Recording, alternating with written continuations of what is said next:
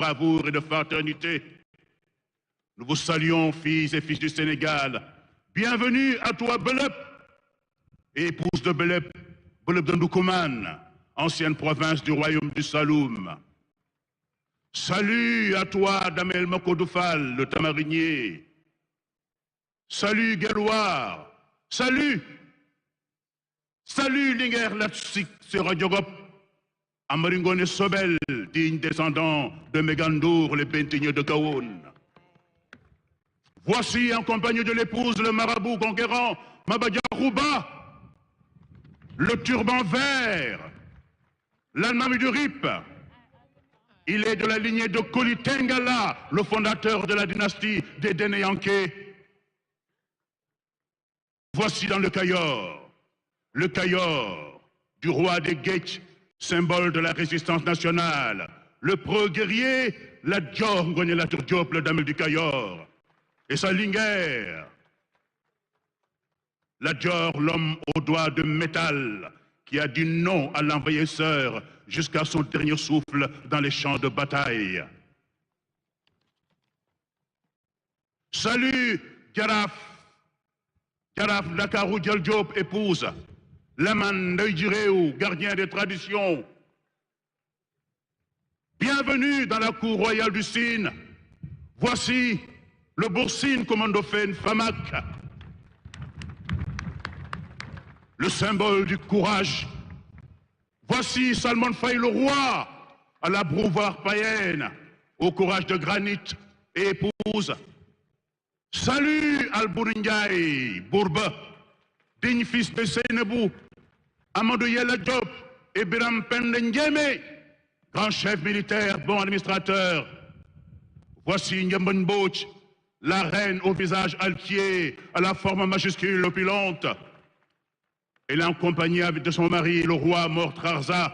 Salut Ndataya Lamboch, figure emblématique du royaume du Cayor et de la lignée des Tejek, dernière grande reine du Wallo. Salut Brak Amar Fatim Borso.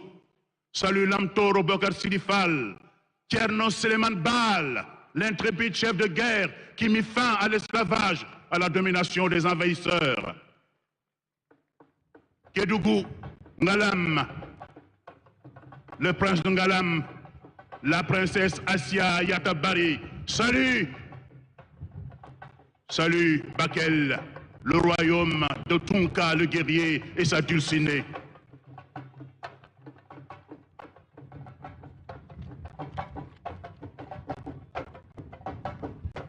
Ici, vous avez la parade des diversités ethniques. Jeunes filles et fils du Sénégal, venez saluer le Sénégal des profondeurs. Voilà, on voit le colonel Adama aussi ce pan de la culture sénégalaise très important, notre histoire. Ouais. Un tableau très beau qui reflète notre identité culturelle, un tableau historique également, et qui permettrait aux nouvelles générations de connaître justement ces figures emblématiques, ces figures historiques qui ont façonné et tracé notre histoire.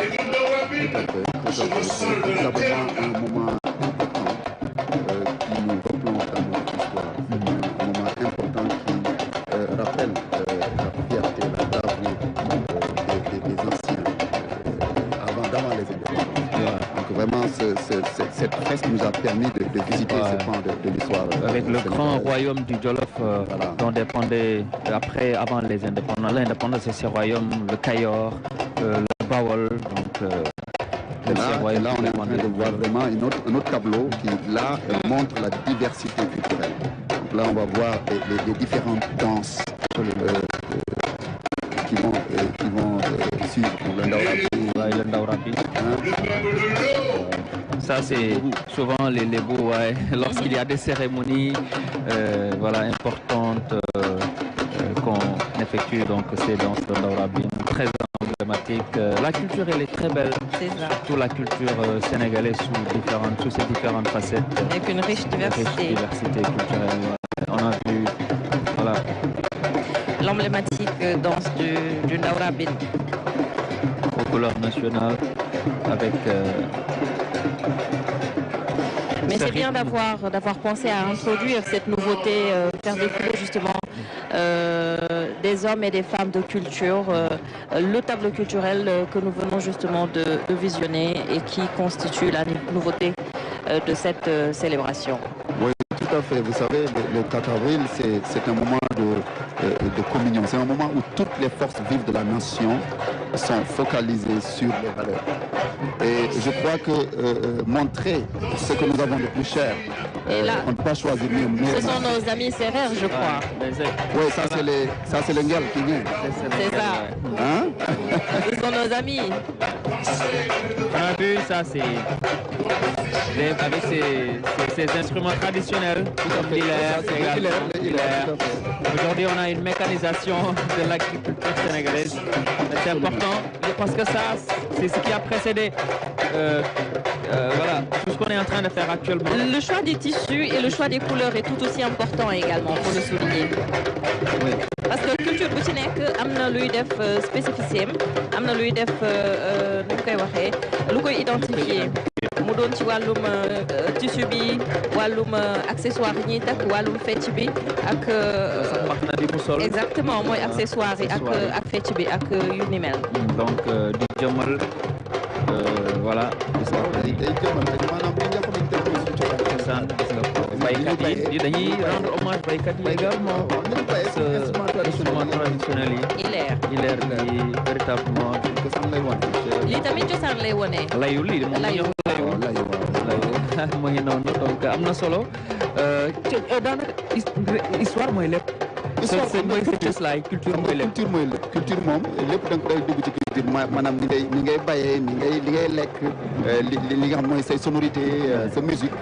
dégg nga sa làkk et cetera yëpp culture la donc li ñu tableau bi ñu gis ni muy jàll dafay wone diversité culturelle du Sénégal. maanaam waaw ñun vraiment dëkk bu ndaw lañ ci géographiquement waaye en termes de richesse culturelle ak diversité macha allah mën nañ ko.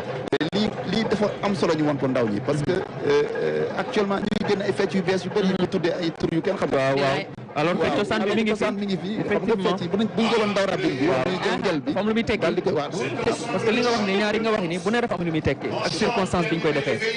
waaw je pense que moo ko ne loolu am na solo. am na solo trop ndax lu ñu ko war a génn rek dafa war a fekk circonstance bi. maanaam dañoo war a woo xale yi woo Sénégalais yi ñu reconnecté wu ak seen culture. waaw ñu reconnecté wu ak seen cosaan ñu reconnecté wu ak seen valeur.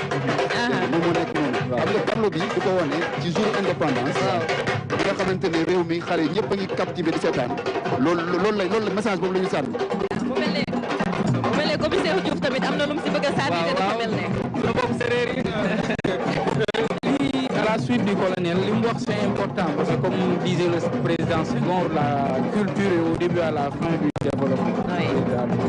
Et tey jii par devoir de mémoire et de reconnaissance gis nañ ñi fi jàll yëpp mu nekkoon ay figure emblématique de l'histoire du Sénégal et puis véritablement comme il a dit la diversité culturelle mu nekk lu am solo ñuy soxla ay repères di soxla véritablement ay figures yi nga xam ne dañuy jël ci ñoom ay modèles tey ci jeunesse bi comme ni nga ko waxee ñu toll ci moment yoo xam ne des fois day am ay crise de valeur véritablement mu am ay fecc ay façon de parler bi ci ni ñuy waxee ni ñuy doxee ni ñuy solo ci ñi nga xamante ni reflété wul suñu Sénégal donc tey jii dafay am solo tey lu mel ni fête de l'indépendance ñu génnewaat li ni mel wan ko ndaw yi ñu wan ne véritablement Sénégal am na lii et puis ñi mat nañ ñu modèle ñi nga xam ne buñ ci jaaree ci li nga xam ne bëgg nañ ko muy vers la souveraineté véritablement mën nañ ci yegg.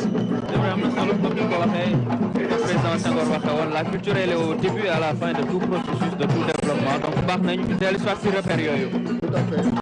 La culture c'est ce qu'on a de plus cher même li ñuy wax souveraineté industrie développement loolu yëpp base bi mooy sa fierté nationale base bi mooy nga xam yaay kan sa identité foo jógee dégg nga base boobu moo la mën a permettre yow nga mën a vraiment projeté wu dans l'avenir di am yu mel ni ay industrie défense wala di bëgg a def Sénégal horizon 2050 tant que amuñu valeurs yooyu nga xamante ne moom la suñu maam yi doon porté ñu xam suñu bopp xam fu ñu jógee xam suñu identité day jafe day jafe ñu projeté wu dans l'avenir. mais sànq dañu gis sax bi nga xam ne mooy les terroirs des royaumes yi doon jàll royaume bu ci nekk am na particularité am na singularité am na ay valeurs yoo xam ne moom lay promouvoir également loolu commissaire Diop sànq wax na ko je pense qu'il faut que ñu dem ressourcer jiwaat que ce soit la jeunesse nga xam ne mooy l'avenir d'un pays li moom mooy lu am solo la parce que daanaka gisatuñ ko si bu gaynde ñu ngi koy gis nag ci yenn banlieue yi ci yenn yi ci biir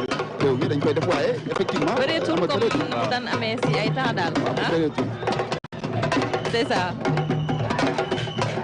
waaw lii nekk na lu rafet wax dëgg yàlla waaw suñu mbokk waa Casamance yi nga xam ne ñoom it macha allah bu doon Casamance wax culture fa la culture véritablement fekk baax wax dëgg yàlla gis nga ko mu ngoog ñi moom ñu profité di nuyuwaale suñu mbokk waa Ale Casa yi nga xam ne ambiance bi buñ ko déggee rek waaw ñii di ñëw nag c'est important on va voir les rollers là rollers yi di ñëw nii waaw rollers yi gis nga boo xoolee ku ci nekk da nga takk raaya benn réew Afrique waaw donc vraiment c'est un clin d'œil à l'unité africaine ay Zambie Gambie réew Afrique yëpp ñu ngi fi ñu ngi la représenté fii ci rollers yi ça c'est l'unité africaine c'est le panafricanisme ñu toll nii dañu sànni un clin d'œil parce que aussi identité culturelle du rek sa réew yow kese Uganda sax Uganda ak variété Uganda am nañu weex waaw donc vraiment dafay collé ak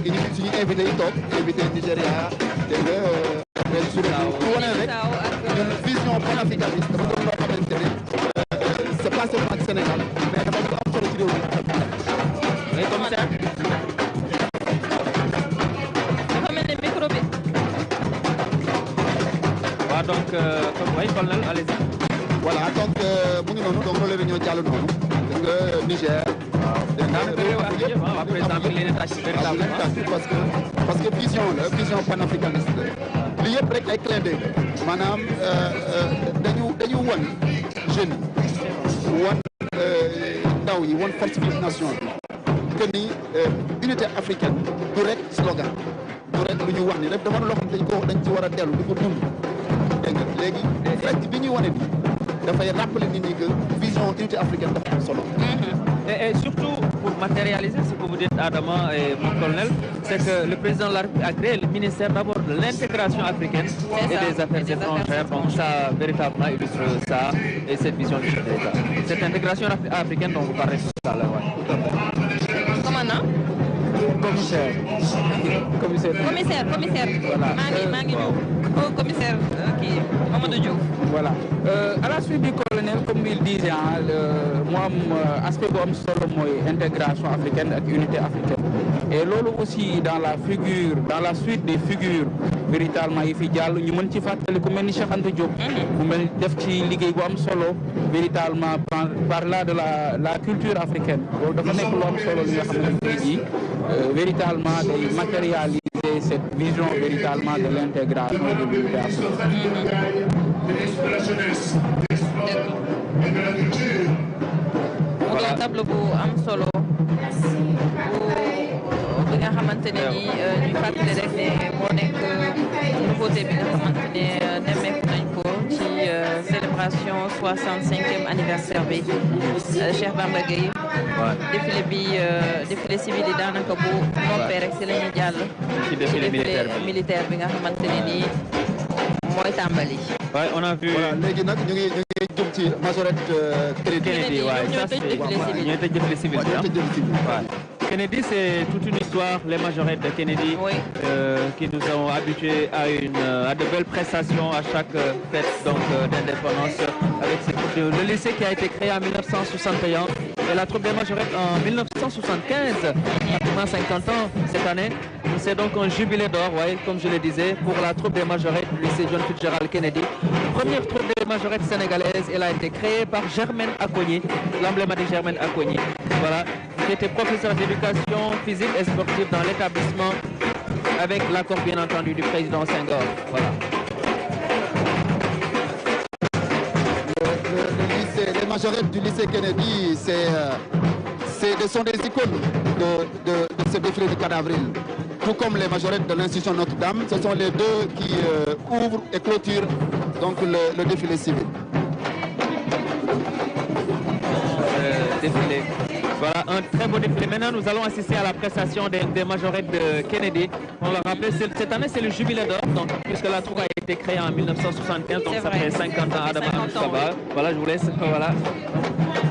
Donc, et rendre hommage également à l'emblématique Doudou Ndiaye Rose, véritablement, qui était le tambour-major des Kennedy. Absolument, absolument. C'est ça. Et c'est un legs que sa famille est en train de perpétuer. C'est ça, effectivement. Ce sont ces enfants qui sont aujourd'hui, qui ont repris le flambeau. Ouais. Donc avec Iran Ndiaye Rose. Iran Ndiaye Rose, et Tafa Ndiaye Rose, qui est là.